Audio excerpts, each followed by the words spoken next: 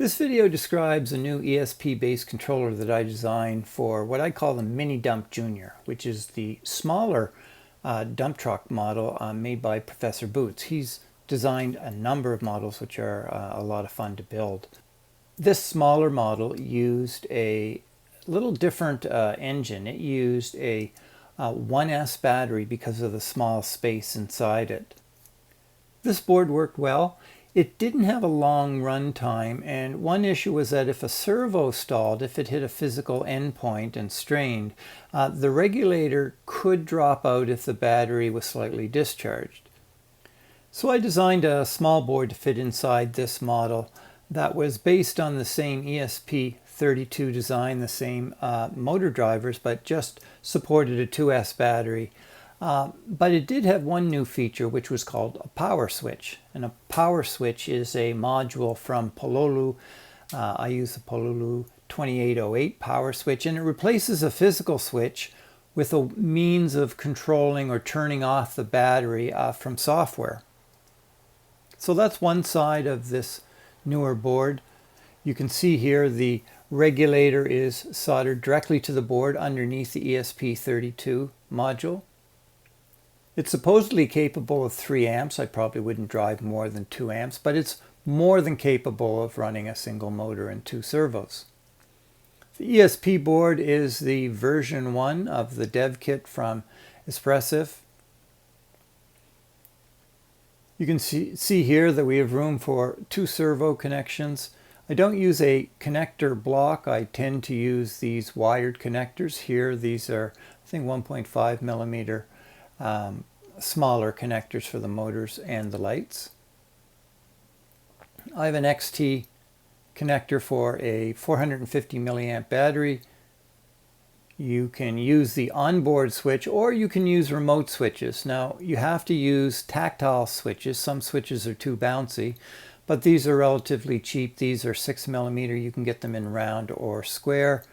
I mount them on the side of the chassis. I have a remix of the chassis that has room for this and fits it a little higher and a little more secure. Now, you can also still use a physical switch if you don't want to use the power switch module from Pololu. If you want to take that off, you can use the standard 3-pin slide switch. You can't use both. It's a new printed circuit board that you can get.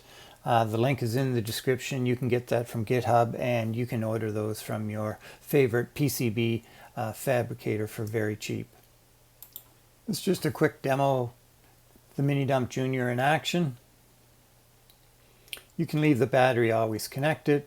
You can turn it on through that remote switch, and it's got a battery status indicator. As you power up, it'll give you up to 5 flashes for the battery status. That was 80% full. I've written some PS3 controller code. And this is use with that PS3 controller. Now, I've remixed the chassis to accept an N30 motor if you wish to use it. In this model here, I'm running an N30 12 volt, 200 RPM.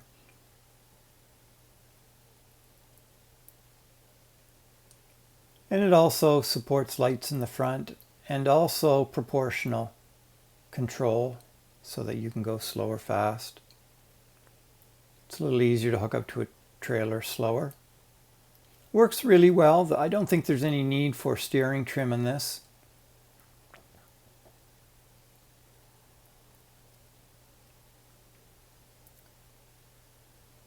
And you can also turn it off using the controller. You can see it there. You press a button, it'll flash twice and turn off. Now, what's nice is that you can also have this turn off after inactivity because you're using a LiPo battery. You don't want it to discharge fully. So in the code that I've written, after 5 minutes, it will turn itself off and not discharge. So the modified STLs for this are on printables, link in the description, and there's a GitHub link where you can order the PCB. Now for assembly, you can refer to the original Professor Boots link, which is you'll find in printables for his original model. I've made a few changes, not too many.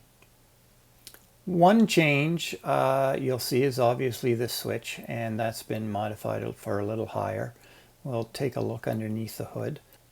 The tires are designed to take silicon O-rings. I've used 42 millimeter outside diameter and 4 millimeter thick VMQ silicon O-rings. They work very well, and I recommend those if you're running them on a slick surface like a wooden floor or a tabletop. I modified the chassis and the hood to be closed by these round magnets. These are rare earth magnets you can get for very cheap from AliExpress. They're 6 by 2.6 millimeter. That's a common thickness, so the holes are not deep enough if you have 3 millimeter, but it's more common to get the 6 millimeter by 2.6 magnets. And you'll need 4 of them, 2 in the hood and 2 in the chassis. They clamp very well.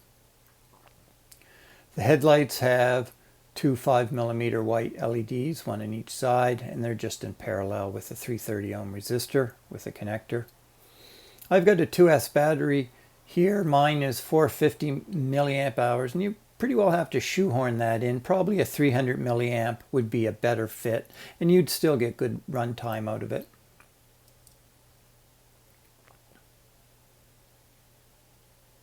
You can see here that that should be as far down as possible. On the bottom is the ESP32 board, and it pretty well should hit the bottoms to give you enough room to put the battery in.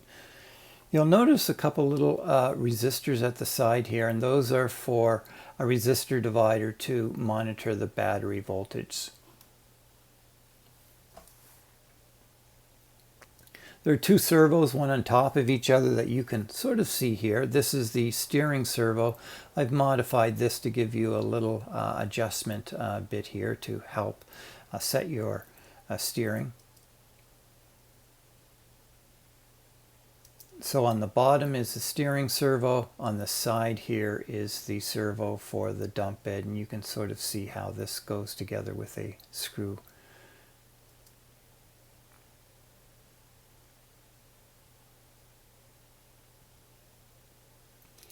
This is the underneath, and it shows this is the steering linkage which goes through here.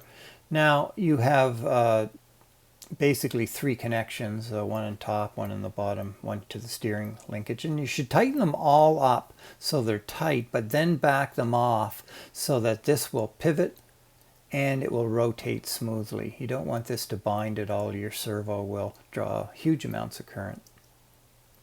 This just shows the pivot of this dump servo here, how that goes together.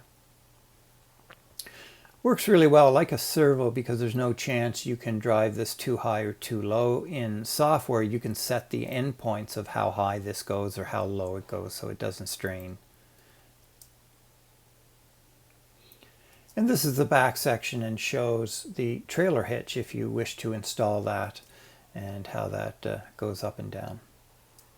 This is a fun project to build, and you can find more information in the description.